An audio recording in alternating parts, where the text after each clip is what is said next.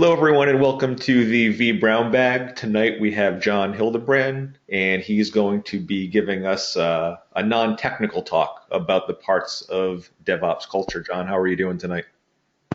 Well, I'm alive, especially for this time of year. You want to give us like the high-level overview of what we're going to talk about tonight? Yeah, for the most part, what I'd like to talk about is, when most of us hear about DevOps, a lot of the times immediately we dig right into the technical aspects of it. We start talking about things like Jenkins and, some of the measurement platforms. They're all escaping me at the moment. But one of the base things that needs to be properly set up well before any organization makes that trek is establishing a very good culture. In most cases, if it's completely overlooked, you're doomed for failure right from the get-go. Although most of the time it tends not to impact day-to-day components, not necessarily early on, but it has huge ripple effects on how the organization perceives DevOps, how the organization basically interacts. So what I wanted to do was kind of go over some of the high-level components, especially some of the anti-patterns that we see just in IT in general, and how DevOps is trying to solve those particular issues with some of their culture initiatives. Cool, awesome. A few show notes for the folks that are online or maybe listening into the recording afterwards. If you've got questions for Jon tonight, you can hit us up at vBrownBag or using the vBrownBag hashtag on Twitter. I'll be keeping an eye on that. We've also got the question window in the GoToMeeting box that you can drop a question into as well. Don't forget to check out our other shows, APAC, EMEA, and Latin America. Tuesdays, Wednesdays, Thursdays, we take up just about the whole week. You can find Jon on Twitter at SnoopJ123, which I always start singing Snoop Dogg songs in my head when I read it. And if you've got a question for me, or I'm ignoring your question, or I missed the vBrownBag tweet, you can always tweet me at jfrappier. With that, we've got commitments going on. We've been rolling since the 1st of December. There's still a week and a half left or so. If you want to hop in on the fun, if you're looking to learn Git, looking to learn a specific piece of technology that maybe sort of goes along with DevOps, source control, or source code management, you can come and join us during Commitmas. If you've never used Git or GitHub before, this is our 3rd year of Commitmas, but to support folks that are maybe just getting started now, Matt Brender started Commitmica. So that will be a more basic practicing committing something into Git every day for 8 days. So if you join up and you're not too comfortable with Git yet, there's some people that maybe are more advanced, just like we all are. We're all learning. Rob Nelson helped me learn some Git stuff today, actually. So you can always hop in and do Commitmica with Matt and just get used to the basics. We've got all of the vBrownBag videos that we did last year that sort of get you set up working with getting it installed and doing the basics to create your repos and clone your repos and things like that. So that is Commitmas.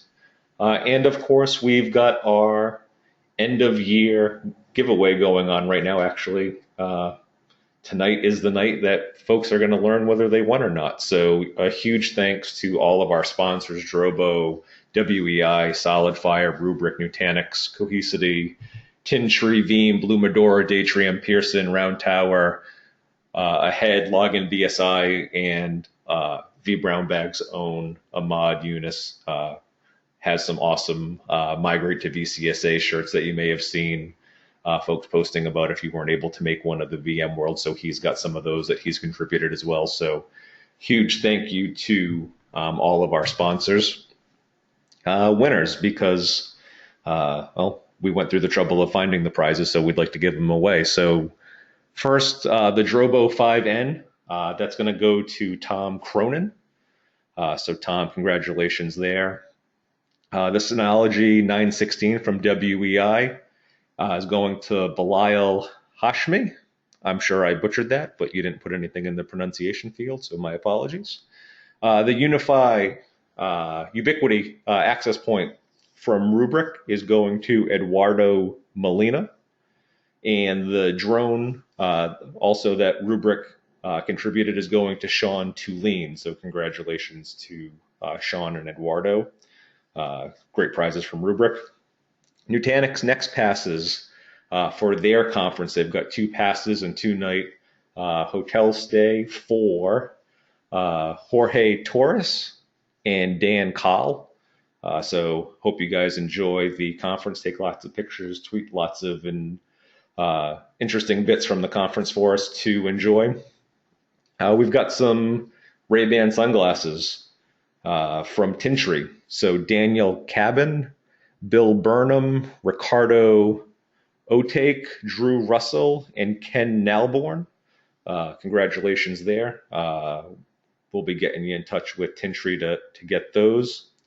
Cohesity has a Amazon Echo Dot and multi-tool that they have contributed. So Dave Boylan, congratulations on that. Next page. Veeam has a 1 terabyte USB 3 drive. Jill Steinger. Again, apologies for butchering that. If I did, I'm probably the worst person at pronouncing and remembering names, 2 of my worst traits.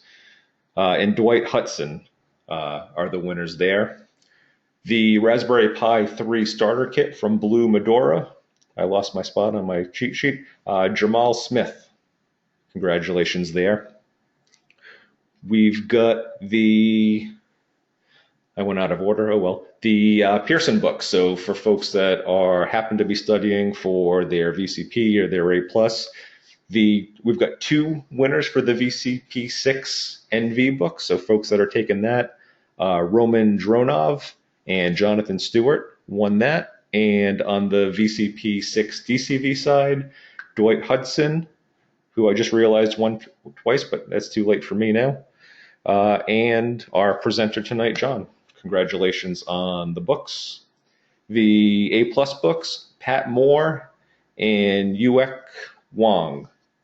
Recognize that name from last year because I probably also didn't pronounce it properly there. Lowball whiskey glasses from Round Tower. Mark May has got those. So Mark, when I come visit, I expect to have some whiskey in those to see how cold it can keep it.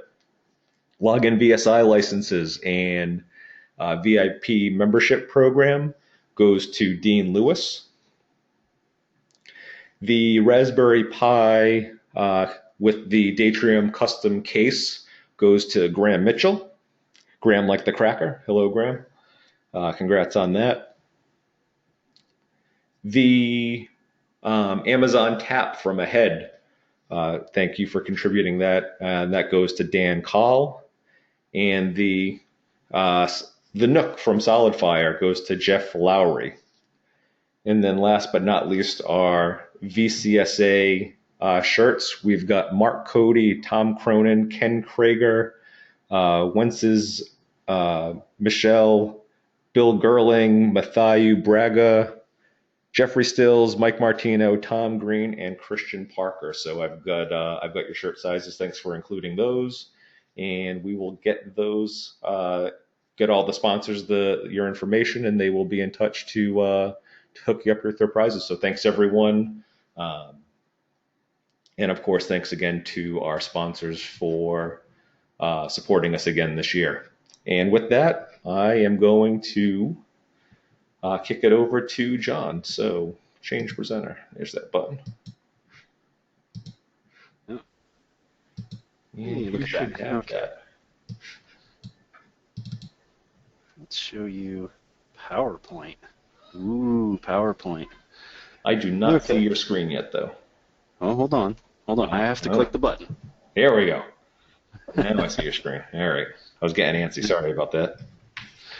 Okay. So, as it was mentioned previously, we are going to discuss some things, especially in a non-denominational and a non-technical discussion, about DevOps.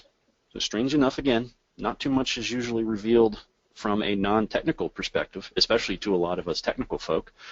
So I'm going to focus a little bit on some of the components that we run across to some degree in our day-to-day operations, our lives as IT personnel, along with the fact that this isn't just necessarily unique to DevOps. So even though you may not necessarily be in a DevOps-enabled organization, that doesn't mean you still can't make some of these culture tinkers to some degree, turning, ratcheting things in a direction, so that in case something does happen and you end up in that realm, you're even more earlier set on for success than most organizations that run across.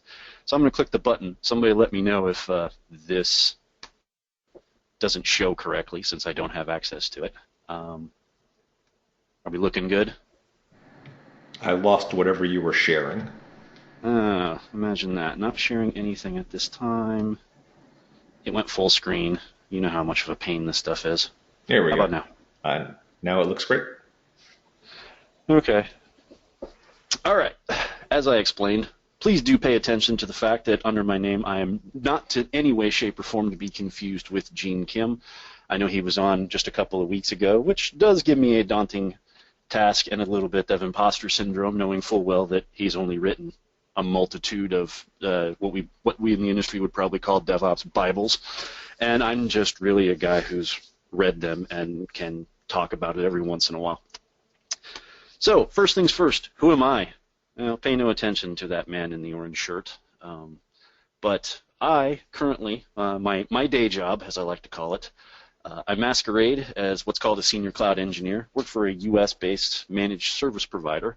I usually dub this as a fancy term. You throw cloud into anything and it really isn't what you would really expect it to be, but I just automate the crap out of a lot of our managed data center services. So I do a lot of things in JavaScript and PowerShell. I probably should have paid a little more attention to commitmess up to this point, since I have to do a lot of version control, but hey, it is what it is as far as time's concerned. Currently, my feet are planted in the Kansas City, Missouri area. Not to be confused, no, it's not on the Kansas side. It may be Kansas City, but yes, it's on the Missouri side of the border, in the good old United States of America.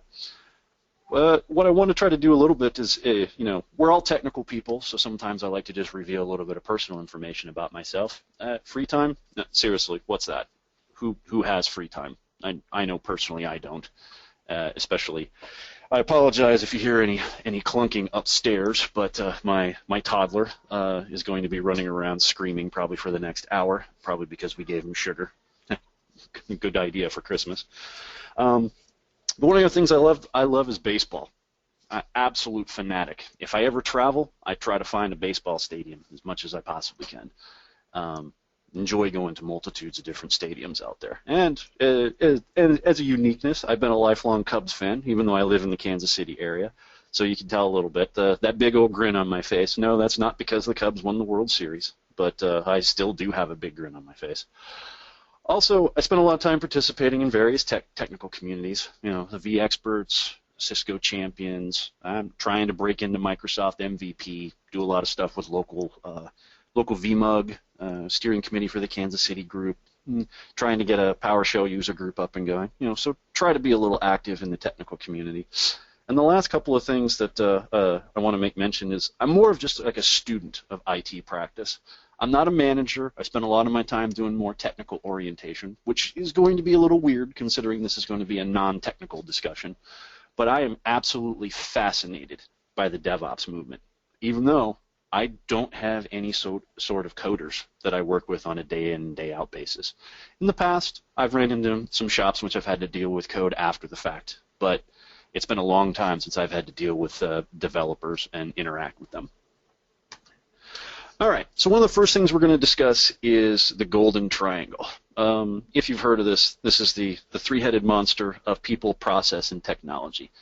Generally, in a lot of cases, the IT organizations struggle to make sure that there's proper balance between these things.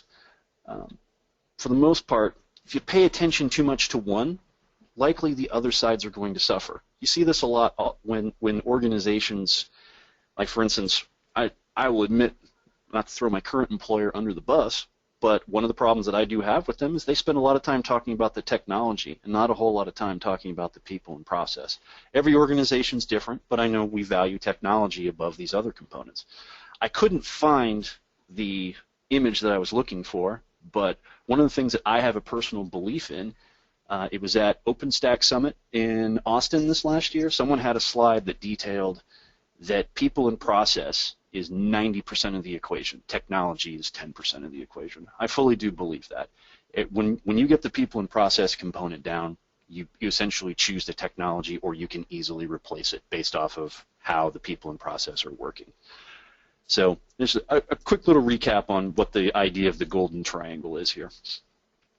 So why are we here? Well, of course, DevOps, DevOps, DevOps. Now, don't look behind you. I'm sure I didn't summon Beetlejuice or anything like that. But this is this movement. It's grasping a lot of organizations. A lot of people are talking about it, and a lot of people don't really know where to go with this thing.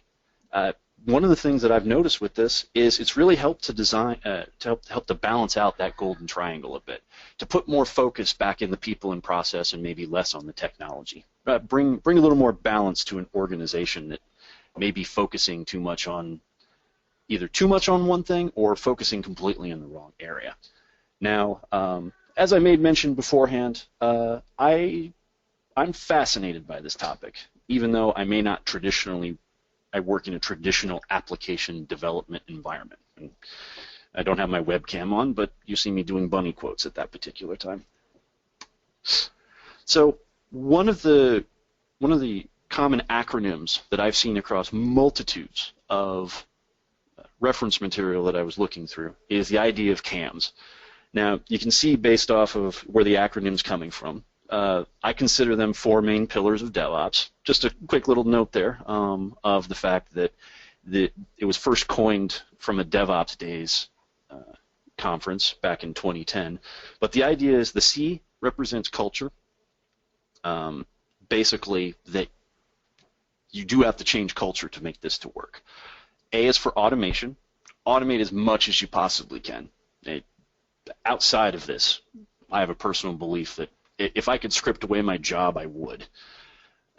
Measure results. If you don't have measurements to keep going back to, to know what sort of metrics that you're trying to keep a hold of and to make things better, or at least show that you're making improvements, no point. And last but not least, share. I mean, vBrownBag, vMugs, things like that. You share your information. These are the 4 main pillars that come with the idea of CAMS. Now, I'm going to go back to this book again. Have you heard of it before? Yeah, I'm sure you probably have. The Phoenix Project. I'm going to focus what was dubbed as the third way inside of there, and that is the assertion of creating a culture of continuous learning and experimentation. I know when I was reading this book, when I hit that part, I realized that's what I really like to do. I'm a tinkerer at heart. But I found in a lot of the places that I'd worked previously, in some self-reflection, that wasn't encouraged. In some particular cases, was frowned upon. And I always had this thing in the back of my head that was made me wondering, why is this? Why are people not encouraged to take a few risks? We've almost gotten so risk averse, we're scared of our own shadows when it comes to making a change to any environment. But one of the ultimate goals of the third way in this culture is to create a high-trust culture. One of the things that I know personally, looking back and forth at the people that I interact with on a day-in and day-out basis, there are times where I have to question whether or not I can trust the other individual, even though I've been working with them for quite some time. The idea in a lot of the collaboration steps and team dynamics that go into DevOps to begin with are that you need to have some sort of trust with that particular user. You end up having to work with either on a one-on-one basis or working in a bigger group basis. This is where things like mentorships and, well, I was just going to say taking someone under your wing, but that's pretty much the same thing as mentorship. But it's the one thing when I reflected back onto my career that I realized I really didn't have within my organization mentors. My mentors always came external to the organization. The idea is to give you people in this environment mentors that you can work with, and then on top of that, you can become a mentor back to somebody else. So, and then on top of it, the realization is most of us in the technical field, you kind of go back to scientific principle. We're lifelong learners, and we will take risk. We always are, trying to combine two different components in a chemistry lab to see if something blows up type of idea, or who knows, you may cure cancer by doing that at some point. But that's what intrinsically we as individuals, most of us in IT, do. We like to experiment, and a lot of the times the culture that we're in prohibits that from happening. So, as for some reason I like to repeat myself in slides, obviously tonight's topic is going to be culture in DevOps. It's kind of open-ended, just like DevOps itself. It's up for interpretations. There is no golden path to make this happen. A lot of these things depend upon the variables, which are the people. You're never going to get this, the same groups of people together to interact the same way all the time, and things are kind of nebulous and always ever evolving. Now, I mentioned here that DevOps does get kind of the short end of the stick. Think about it to some degree. Like if you read the Phoenix Project, did you really hear much about culture change, or did you hear more about, say, like the plight of Brent, the guy who was the one-man show for everything, or the implementation of Kanban and things like that? You didn't hear much about how certain things had to be restructured as far as teams, trust, collaboration. You got to hear a little bit of it, but it wasn't too much. It really wasn't the primary focus in some of those materials that we've read. Also, one of the things here that I want to point out, based off the quote that's on the bottom here, is that you just can't rip and replace a culture. Unfortunately, to replace a culture, you have to change behavior. Now, I know this is probably going to sound like another HR video of, how do we get along and everything else like that. But the reason you keep hearing that message is that it's correct.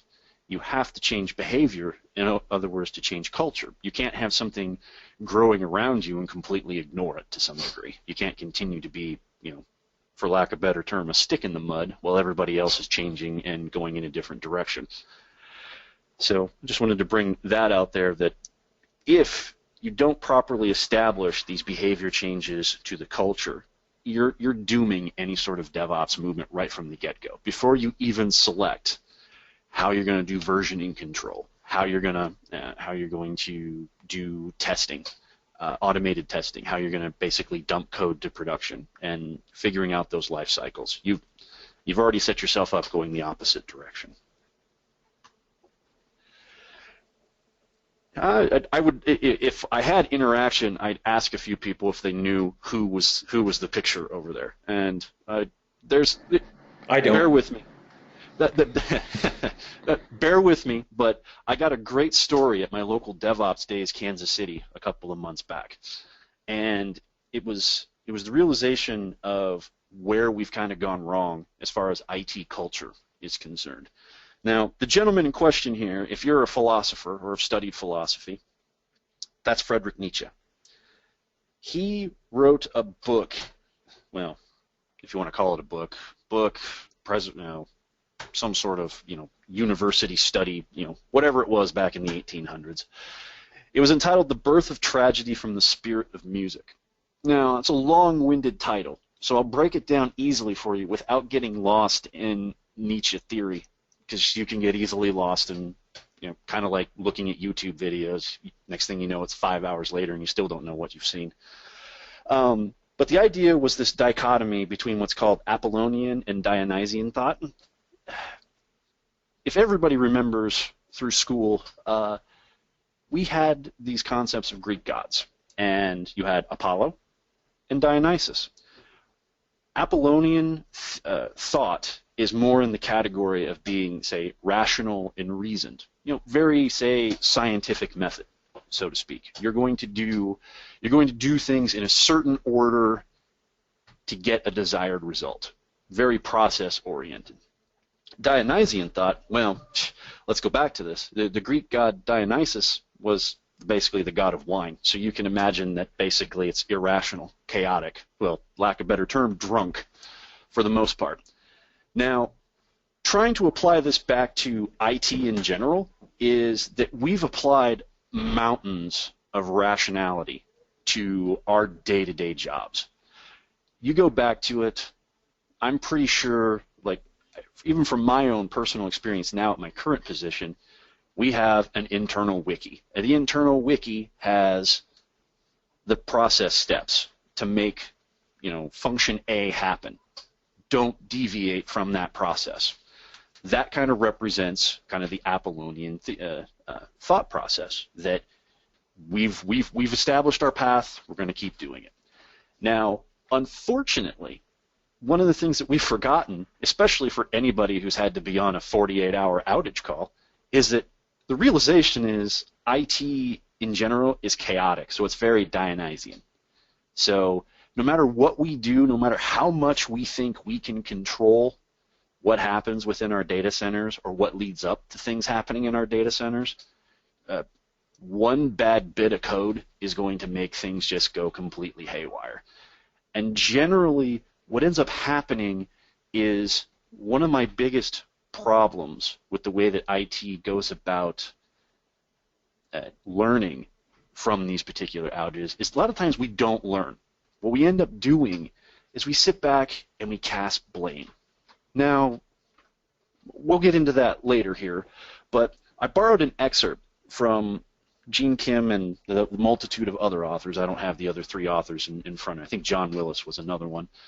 But the quote here struck me as rather profound, being that our work is almost always performed within a complex system, and how management chooses to react to failures and accident leads to a culture of fear, which then makes it unlikely that problems and failure signals are ever reported. The result is that problems remain hidden until a catastrophe occurs. Excuse me, I had a little mouth problem there. So from my perspective here, what ends up happening a lot of the times is, like when you go and do, say, a change control, we'll borrow from ITIL to some degree here. Change control ends up being something you have to define out the very steps that you're going to do and the very steps for the undo should something happen. What's not really accounted for is what happens if it doesn't do any of those steps. What if it gets into a hung state, things like that? What happens is management typically will then react in the form of anger, outrage, mostly because customer impact. There are other metrics that they're being judged on for their performance. They're going to turn around and amplify that back to you. That really doesn't teach anybody anything other than let emotion rule.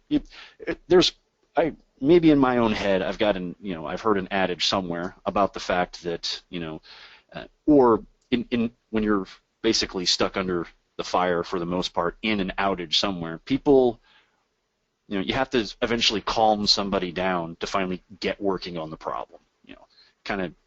It ends up being more of a problem than anything else.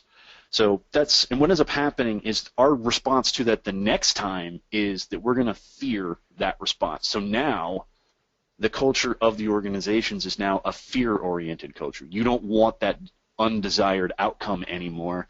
So now what you're going to do is probably hide things up to that particular point, things that end up basically then tipping things over to now you've got an even bigger problem on your hands. So one of the things mentioned by Gene Kim in that DevOps handbook is this idea of three different types of organizational controls.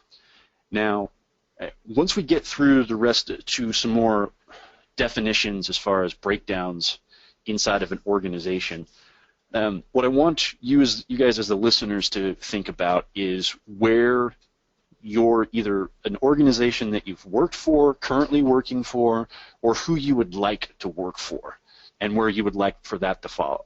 I'll provide some color on my own particular career as I've gone through and how I've experienced some of these.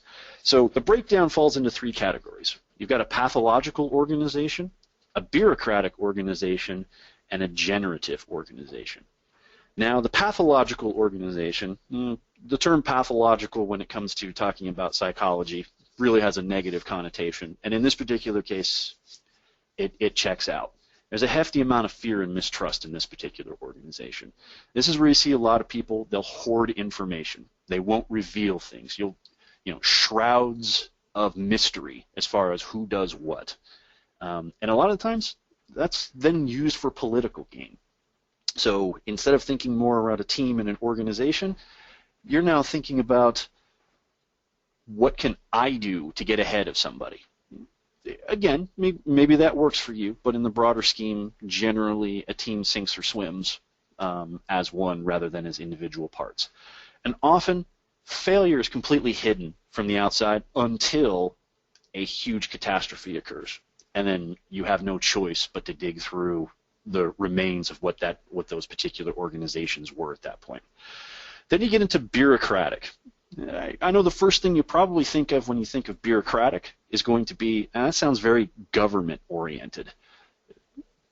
You're probably correct in thinking that.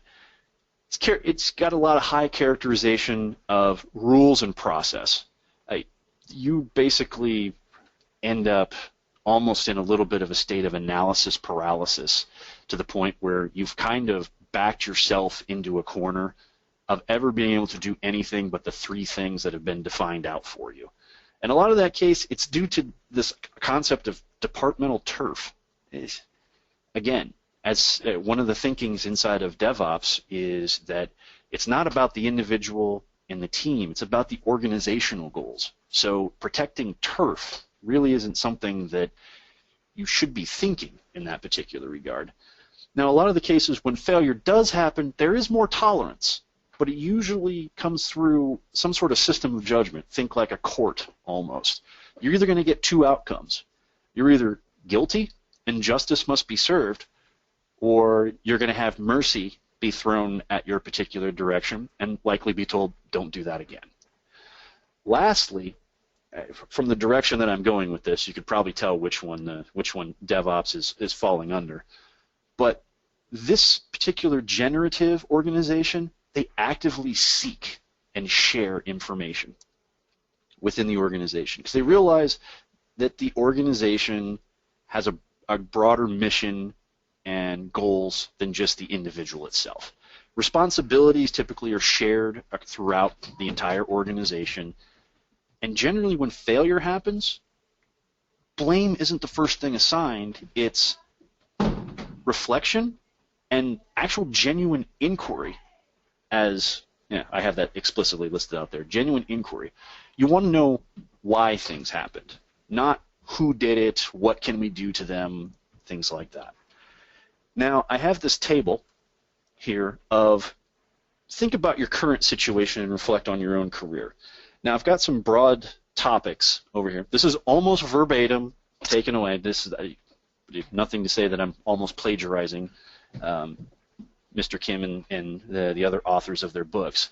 But one of the things that when I was looking through this, I had to think a lot of where in the various positions that I've had, where the organization sits. So in regards to the way some components are handled by that particular organization, give some pretty good definitions as far as where your particular organization may lie. So as far as information handling, again, so we're going to go in a pathological organization here. We've already talked about hidden, shrouded, words that basically mean that you're trying to hoard things away from everybody else. In a bureaucratic organization, it's got this concept that it may be ignored. You may bring information that, hey, process A is going to catastrophically break something at this particular point if we don't do anything, but in all likelihood, you may get the stonewall of, well, is that your group? No. Okay, we'll just ignore it and we'll have it when they bring it to us. Now, in a generative organization, information is actively sought. You keep looking for new and better things that are out there. Always be looking at every piece of information that you have. Message handling. You've all heard the concept of shoot the messenger. Pathological organizations, no one likes to hear bad news from somebody, and they don't care if that came from that particular person or somebody else bringing the message. They are going to shoot that person. Messengers are tolerated under a bureaucratic organization. However, again, that information is likely to be ignored, regardless of who it comes from. In a generative organization, you train that. You train that person. You want to bring them into the mix. Again, the concept is everybody has a part to play in as far as, and then his responsibilities will be shared, and that person can be included after they are properly trained. Now, that leads into responsibilities, but in pathological organizations, you get a lot of people who they have a list of responsibilities, they just don't do them. I can't tell you how many times I've ran across people like that. You know, IT's got some good people, but boy, does it have some bad people sometimes when it comes to that. Compartmentalize responsibilities in a bureaucratic organization.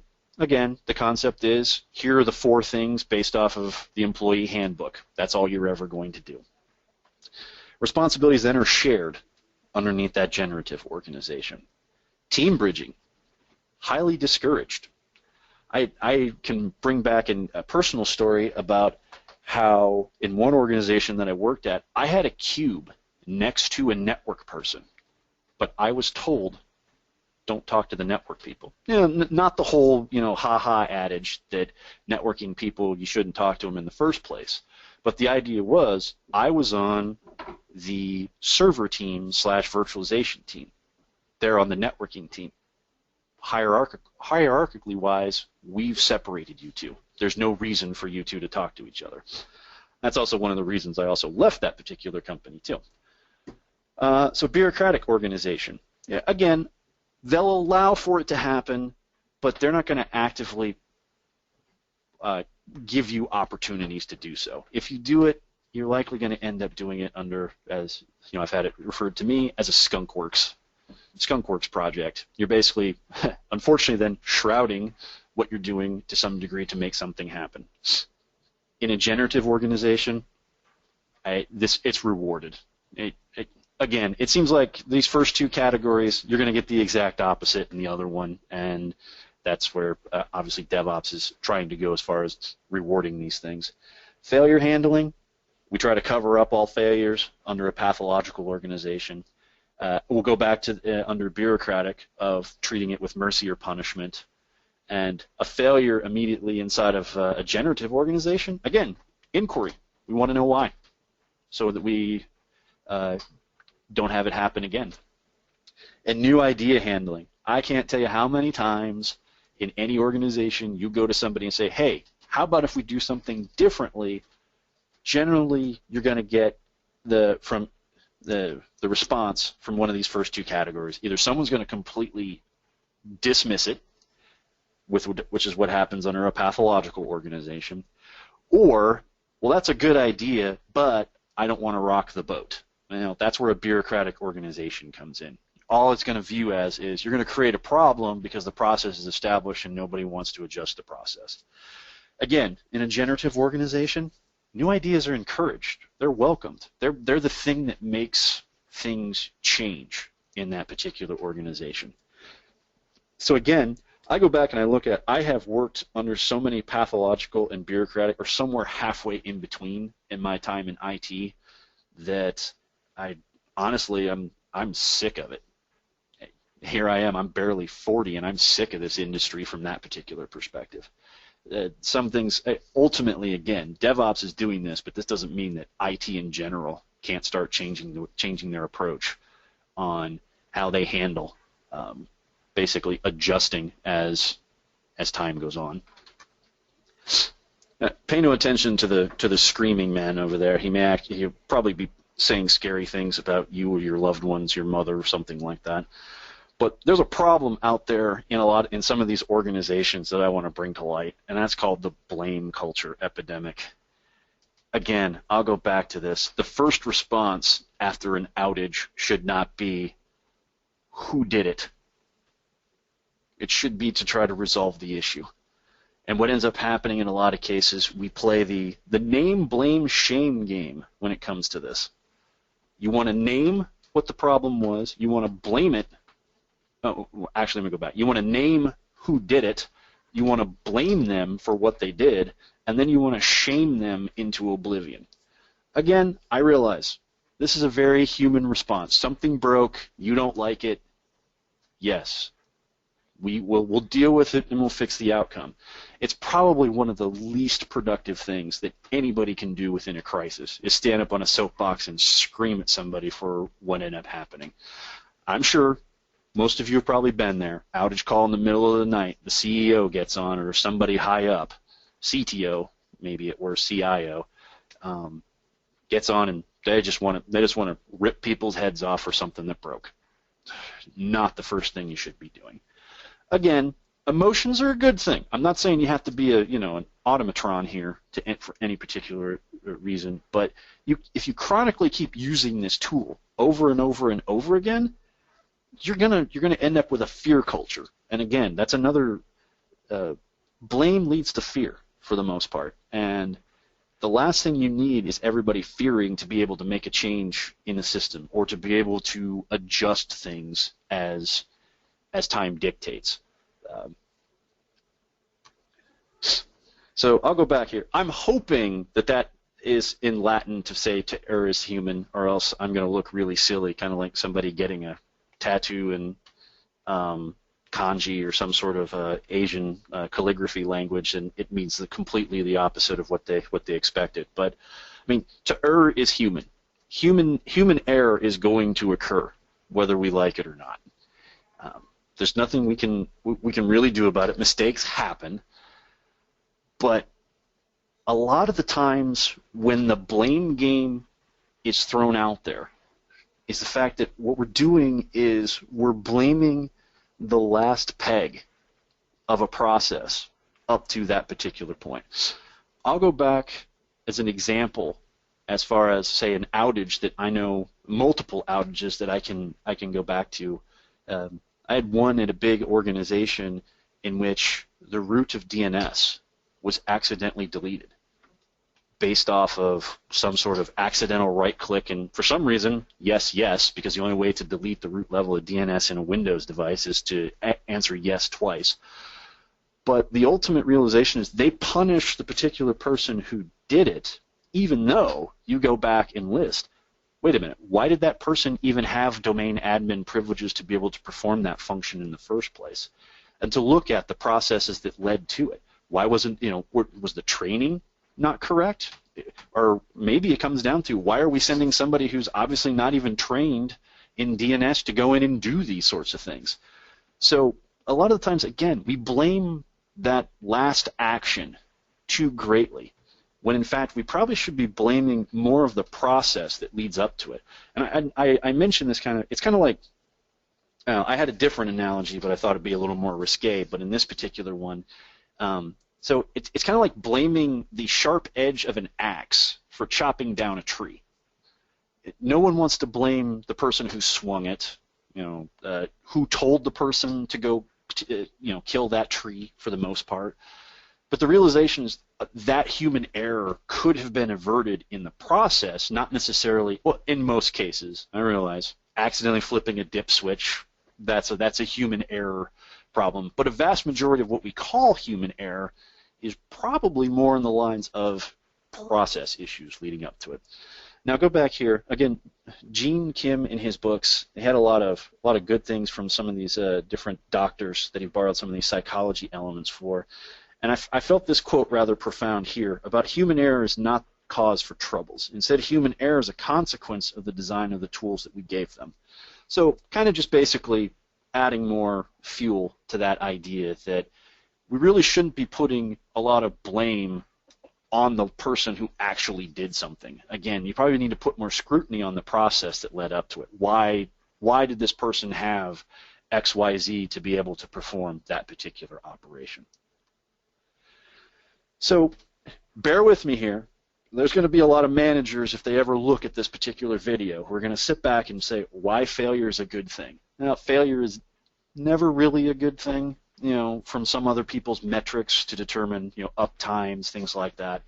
However, again, when it comes down to the idea inside of DevOps, most cultures thrive on experimentation. And we know again, I'll go back to scientific principle. You may fail. It's inevitable. You're not going to be 100% while experimenting always going to get your desired outcome. Because if you are an anomaly in that system. So rather than treating failure as the ultimate undoing of a process, we need to be thinking as it pertains to making the process better. It's kind of like if you're doing programming, did you not account for the switch statement or that particular condition in an if-else statement? Well, you're going to find it the more times you have more people run it. And that's necessarily a good thing. I mean, we do that for things like unit testing and things like that. So what this does is, failure leads to this concept of organizational learning. And it had a very simplistic definition, but rings true in a lot of organizations, that it's really a process of creating, retaining, and transferring information and knowledge within an organization. So again, very simplistic process, but or idea, I should say. But again, that involves to learn at an organizational level, not just at an individual level. However, doing so will lead to personal benefits for you as a participant inside of one of these systems. What you end up doing is you become much greater as far as self-improving and self-diagnosing issues that come across. You're going to be able to figure out when problem X is going to occur and how to fix that. It kind of goes under the concept of, that I've also heard of, fail, but fail quickly and learn. So you're always going to be constantly learning something, because inevitably failure is going to occur. And lastly, you become more skilled at detecting and solving those particular problems. You're able to react to them quicker instead of having to maybe constantly have to run out to, say, VMware's page and to figure out, hey, here's this obscure error message, and then having to bookmark something and not have to revisit that ever again. An example would be, if you keep running into those particular errors, you know exactly where to go look. You're shortening your time to solving those particular problems the next time they arise. Again, to hammer that home, because it will. So another quote that we had down here is, when response to incidents and accidents are seen as unjust, it can impede safety investigations, promoting fear rather than mindfulness in people who do safety-critical work, making organizations more bureaucratic rather than more careful, and cultivating professional secrecy, evasion, and self-protection. Again, this is where most organizations fall into it, that if you have a very bad response to an incident, you're gonna turtle shell yourself. You're gonna protect yourself from that particular point. That is not happening again. So what you've learned is, based off of that, is if I fail, there's hell to pay for it, and I don't like that, so I'm not going to do that anymore, which is the complete antithesis to realizing that failure should be treated as a learning opportunity, not as a reason to turn into a turtle.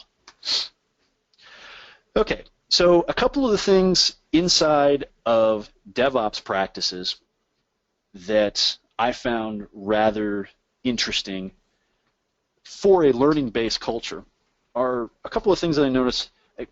I have an honest question if anybody from an outage or anything else has done a proper postmortem. And I'm not talking about just a, did you update the ticket?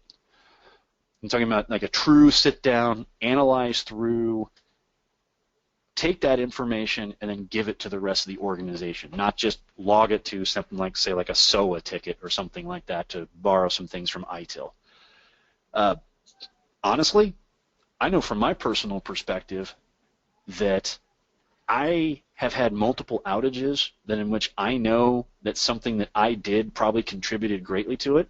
No one's asked me a single thing after the fact other than, did you fix it? That's not a proper postmortem. And on top of that, then we want to add, because of the blame culture problems inside of it, a blameless postmortem. We want to get straight to the point. We want to know the process and the procedure and everything else. We don't want to personally hang somebody because an outage occurred again. So the idea here is, again, get to the failure, avoid the name, blame, shame game across somebody who did the work.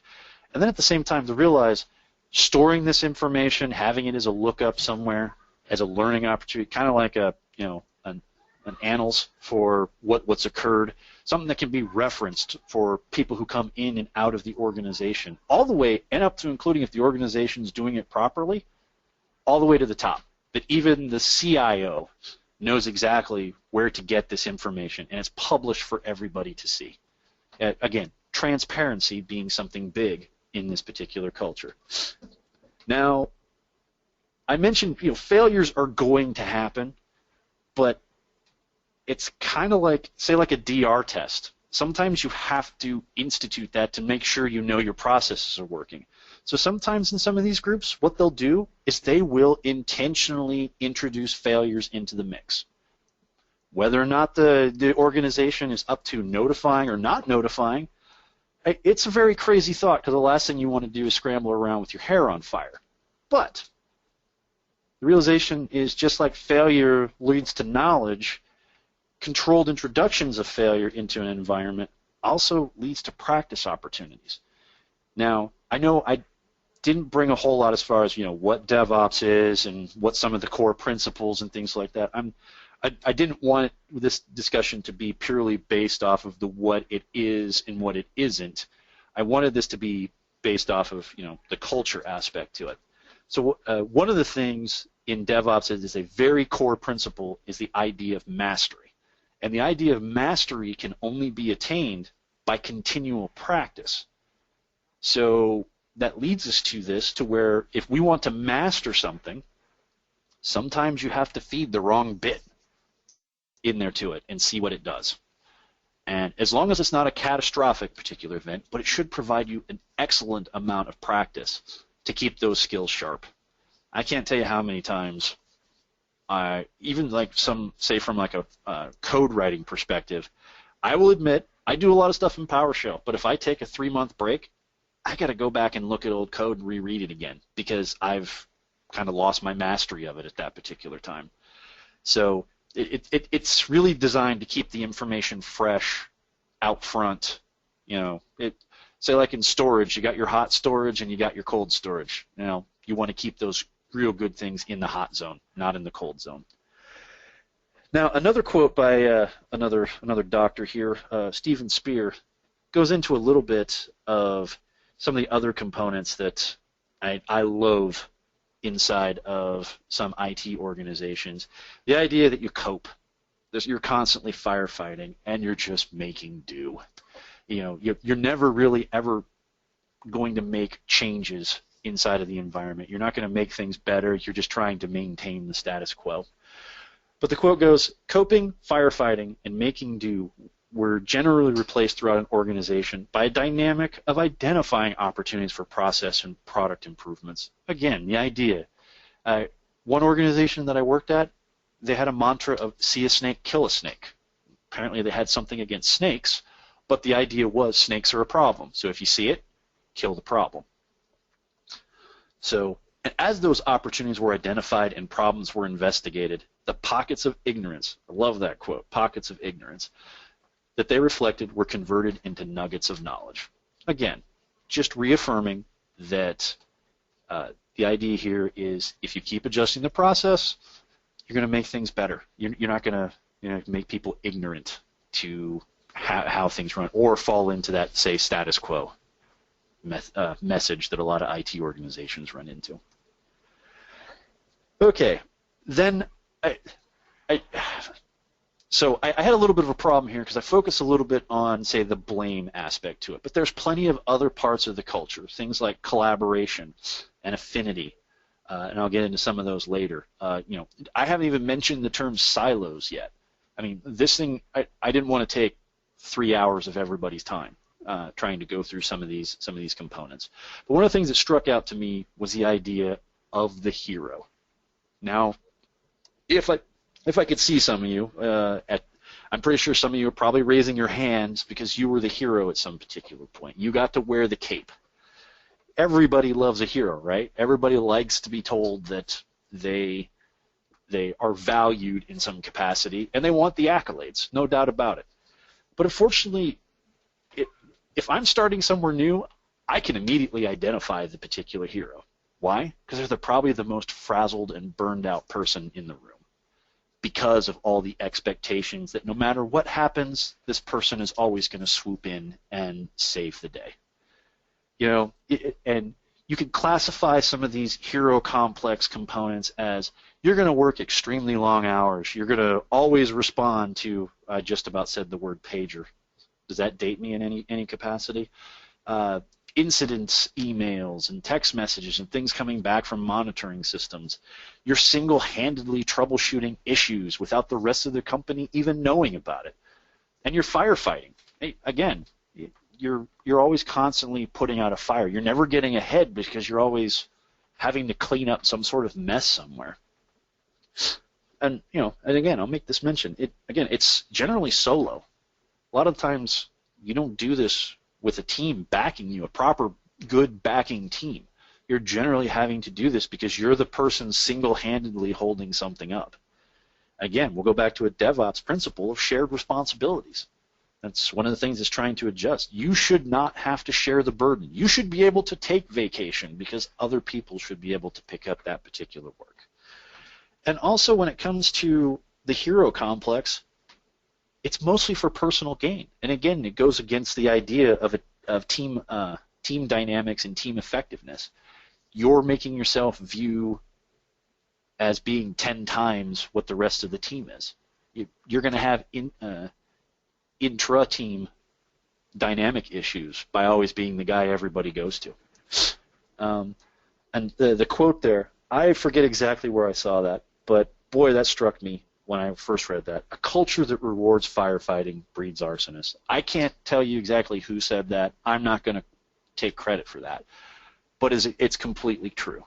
If you got an overall culture that is always going to make sure that the person putting out the fire and never going back to ask the simple question of why is everything always on fire, all you're going to do is breed arsonists, because everybody's just going to want that personal gain that comes from it, because it shows that you're more willing to promote the individual than you are the team from a top level down.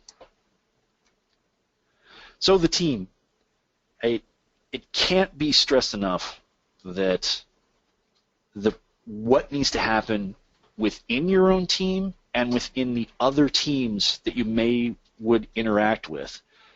I'll finally throw the silo word out there, even though I don't put it out there. So the concept back in one of my positions of actually being able to talk to the network team, you have to be able to obviously interact with them at some particular point. You can't be a jerk to them the entire time, even though they are the network team and they probably need to be treated as jerks accordingly, but that goes without saying. Poke to network people. And collaboration and affinity are, again, big keys to these cultures that have developed within DevOps organizations. Now, I had to go back and take a look at what the definition of affinity was, but it focuses purely on the inter-team relationships. So how I, on a virtualization team, would interact with a network or a storage person. Somewhere in there. Basically, realizing that each team's got different goals, they may be going in different directions, but overall, you're sharing the organizational goals. The organization itself overrides what your individual team goals should be at that point. And the fact of, empathy. Again, I'll poke at network people. Kind of hard to be empathetic at networking individuals. For some reason, I really like picking on networking people because it's probably so easy to do so. That's fine. I normally use QA people, so it balances itself out. Well, again, I come from an infrastructure background rather than a development background, so probably replace QA people with networking people in what you probably consider more of a code shop. So, but the idea here is, it promotes the idea that while everybody's got to come together, and regardless of what the individual goals may be, and to maintain the organizational goals. And one of the things to also remember is, some of these things focus on inter-team interactions. How do you get, the coders? But or what people consider the traditional definition of DevOps being the development team and operations to somehow interact. Well, you got to be able to interact with your own team to begin with. So a lot of some of these steps that can be found in other publications down the road will help for changing some of the behaviors that you have. And you got Al Pacino sitting over here. I remember the movie Any Given Sunday, and I had to go back and watch that particular speech all over again. And again, it comes from a football perspective and a sports perspective. I know, heavily cliched, but he is right that you either heal as a team or you die as individuals in the whole scheme of things. It's really up to how you individually reach out to other persons within your team. You can't expect them to always be the person bringing you the olive branch. Okay, so we're finally getting to some of the wrap-ups here. Yay. Even my wife doesn't like to hear me talk this much. So, again, before you start with DevOps and technology, the realization is that an entire organization needs to change its culture, all the way down to even how you talk to the person next to you in your cubicle farm or in whatever open table design you may have this particular week. Without that culture change, most DevOps initiatives are completely doomed to failure right from the start. It's you're a fool's errand at that particular point. While the culture change needs to be an organizational imperative, there is some individual responsibility on these behavioral changes. You just can't mandate this from the top down. While you need agreement from the overall organization, everybody's kind of got to pull their part within. Also, and I'll make this, just because we've been talking about DevOps and culture, this doesn't mean that these sorts of principles cannot, they can be applied to non-development shops at the same time. Nothing here screams you have to be a developer. You have to be, someone in QA. You have to be someone who's ended up with code. I work as a service provider right now, and some of these principles would be able to help me greatly, even though all I'm doing is making point A go to point B from foreign system to talk to foreign system. These sorts of principles can still apply because I still have to deal with talking with the networking folks and the storage folks and everybody else that come together on the infrastructure team. Also, I just want to say, last but not least, that by weaving Nietzsche into this particular presentation, I may have won myself a couple of bucks. So just a shout out to whoever may be paying that particular bet, either in the form of actual dinero or in the form of a beer or two, that I managed to somehow weave a philosopher into a discussion about, well, not necessarily a direct technology discussion, but hooray me. And then on top of it, it sounds like I won a book earlier too. I'm having a pretty good night, folks. Okay. Thank you for disambiguating the philosopher bit. I may have also won a bit by getting disambiguate into an actual sentence. Yeah, it's just one of those that I feel like if this was a video right now, at the bottom it would just say something about $5 won in flashing on the bottom of a screen. So what I want to do is bring up some recommended publications that I know that I've read in here. I'll be on the Gene Kim bandwagon. He can send me a Christmas card for putting two books that he's been related to in the DevOps Handbook and the Phoenix Project. But I also want to point out is that book, The Goal, and the concept of theory of constraints. Now, if you've read the Phoenix Project and you go and read this book, you will almost, I won't say verbatim, but take out the IT element and put it into manufacturing, and you've almost got, as the Phoenix Project being more of an homage to this concept of theory of constraints. Strangely, and then you start looking through things like, books on Toyota, Kanban, things like that, and you're going to see that manufacturing has been leading a lot of its philosophy over the last 25, 30 years, and is now finally bleeding into information technology, just because of the lagging effort that a lot of enterprise organizations have been running into. And I want to point out the last book from O'Reilly, Effective DevOps. This one was a rather great book to read because it focused merely, the category was listed as IT management. So if you just want to be a tech person, probably avoid that particular book. But it goes in and starts talking about how do you build that culture of collaboration and affinity, and then ultimately leading towards the concept of the tooling and the technology within. How do you get those guys to interact and make sure that they start building those trust elements and the silos are broken and all those other things that DevOps is known for. So I would highly recommend that particular book to those anybody wanting to look to see how the management track would look a little bit on there. So I just want to basically say thank you for having me. Again, I feel bad that most of you people had to sit back and listen to me prattle on for however long that I did. But again, if I had a mic, I'd drop it right now because I think I actually, at least in my mind, did a pretty good presentation here. So with that, I would say it was an excellent presentation. Anyone on the line live have any questions you want to have answered? Drop a hand up maybe. I can get you unmuted before we wrap up. Going once. Going twice. With that, Jon, thank you very much for presenting tonight. Like you, I sort of live on the infrastructure side, but just really drawn to the culture aspect that DevOps brings really and as you mentioned just a couple slides ago, for any organization, you don't have to be a software development shop to implement those culture changes to get folks working together to really in a more optimal way. So I'm right there with you. All right. Cool. With that, thank you, everyone, and keep an eye out on the blog and our YouTube channel for this and other videos. And with that, have a good night.